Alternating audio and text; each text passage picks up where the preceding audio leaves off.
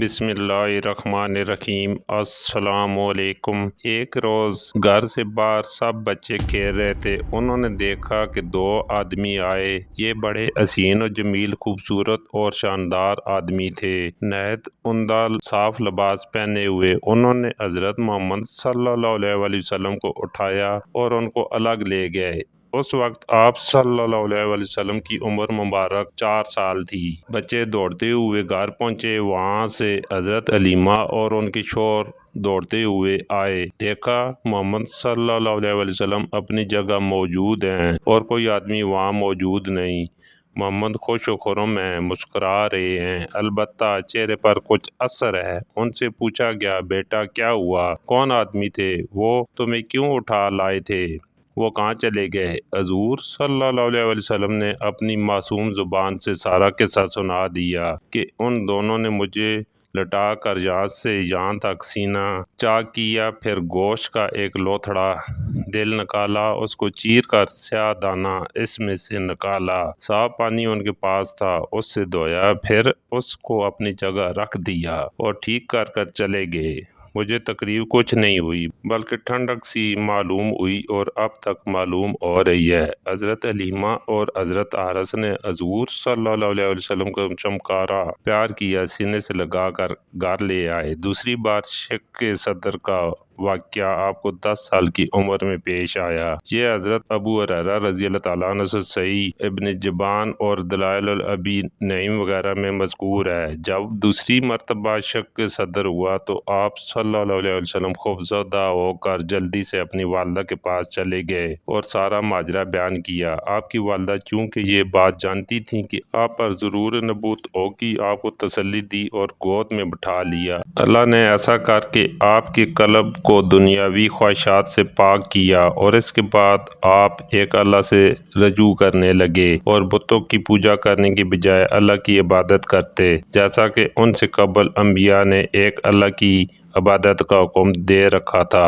آپ صلی اللہ علیہ وسلم رات کے تیسرے پہر غار حرا میں تشریف لے جاتے اور اللہ کی یاد اور تسبیح میں مصروف رہتے، حتیٰ کہ آپ کی عمر مبارک 40 برس ہو گئی اور وہ مبارک دن آ ہی گیا جب اللہ نے آپ کو نبوت عطا فرمائی اور پہلی وحی کا نزول ہوا۔ یہ 27 رجب کی مبارک رات تھی۔ حضور رات کے تہائی حصے میں غار حرا میں عبادت میں مصروف تھے۔ اچانک جبرائیل علیہ السلام آپ کی خدمت میں حاضر ہوئے، آپ کو سلام کیا اور پہلے کی طرح آپ کا سینہ مبارک چاک کیا، اسے آب زمزم سے 3 مرتبہ دھویا اور اسی طرح آپ کے قلب کو دوبارہ اس کی جگہ پر رکھ دیا۔ اس کے بعد جبرائیل علیہ السلام آپ سے مخاطب ہوئے اور کہا، اے محمد صلی اللہ علیہ وسلم، پڑھیے اپنے رب کے نام سے جس نے انسان کو جمے ہوئے خون سے پیدا کیا۔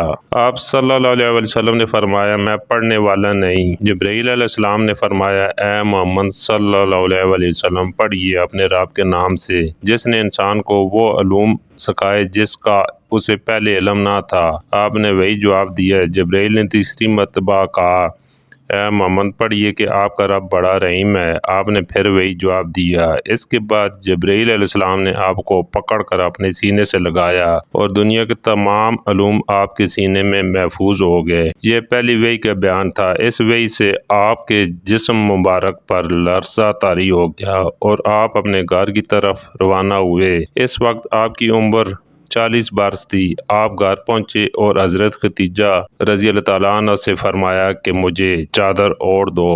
اس کے بعد آپ نے انہیں تمام واقعہ بیان کیا۔ حضرت خدیجہ رضی اللہ تعالیٰ عنہ نے آپ کو تسلی دیتے ہوئے فرمایا، آپ خوفزدہ نہ ہوں، آپ ہمیشہ غریبوں اور یتیموں کی مدد کرتے ہیں، کمزوروں کا بوجھ اٹھاتے ہیں اور دوسروں پر رحم فرماتے ہیں۔ بے شک اللہ آپ کو اس حال میں تنہا نہیں چھوڑے گا۔ اس کے بعد آپ پر وحی کا سلسلہ شروع ہو گیا اور 23 سال تک جاری رہا۔ اس عرصے میں اللہ نے وحی کے ذریعے اپنے دیگر احکام کے علاوہ قرآن پاک بھی نازل فرمایا۔ چوتھی مرتبہ آپ کے قلب مبارک کو معراج کی رات میں سفر معراج سے پہلے آب زمزم سے دھویا گیا۔ دوستو، یہ تھے شق صدر کے واقعات۔ پہلی مرتبہ شق صدر کی حکمت یہ تھی کہ حضور صلی اللہ علیہ وسلم ان وسوسوں اور خیالات سے محفوظ رہیں جن میں بچے مبتلا ہو کر کھیل کود اور شرارتوں کی طرف مائل ہو جاتے ہیں۔ دوسری بار 10 برس کی عمر شک صدر ہوا تاکہ جوانی کی پرآشوب شہوتوں کے خطرات سے آپ بے خوف ہو جائیں۔ تیسری بار غار